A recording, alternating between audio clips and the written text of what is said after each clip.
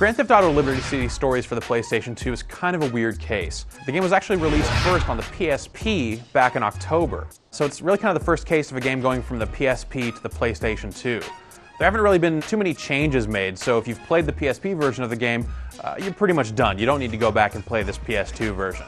But if you missed out on the PSP game, you'll find a lot of that game's flavor and stuff on the PlayStation 2.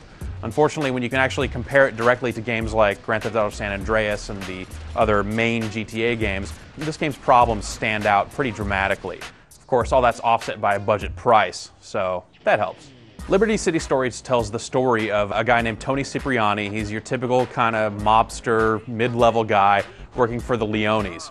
And as you go, you defend the Leone crime family from all comers. You're basically taking on a lot of different tasks in typical Grand Theft Auto style fashion.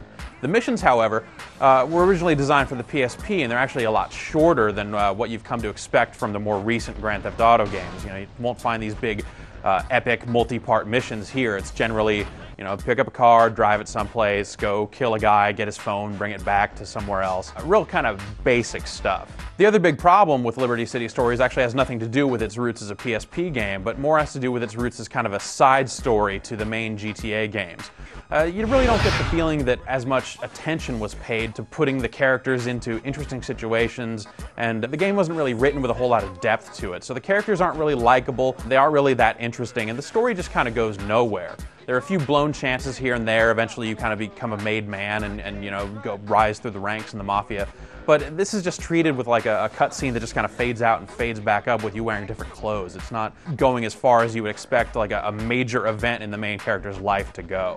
As a port from the PSP to the PlayStation 2, Liberty City Stories on the PS2 is a really murky, kind of dark-looking game. It might have a longer draw distance than the PSP version did, but at the same time, like the character models and stuff like that really are pretty low poly. It's really not that impressive looking. The frame rate hitches up in a lot of situations as well, so it's not a very good-looking game on top of all that. The sound effects in the game are basically what you would expect from GTA. You get the typical gunfire and police helicopter noises and things like that. The game's characters all speak with real voices. You might not recognize much of the cast from other things, like they've had this kind of running trend where they're bringing in a lot of pop culture names and stuff for parts in GTA games. This one's really bare bones. In much the same way, there aren't a whole lot of licensed songs on the soundtrack either. They just kind of went for trying to make songs that sound like 1998 as opposed to actually going out and getting all the really bad boy band stuff that was around in that time, which would have been really good driving around and running over cops music.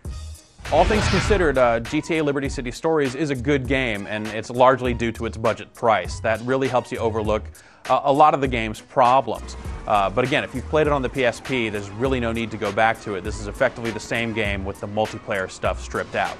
But if you can set your expectations properly and not expect a big, epic GTA-like adventure, and you're looking for more GTA-style action, Liberty City Stories has exactly that.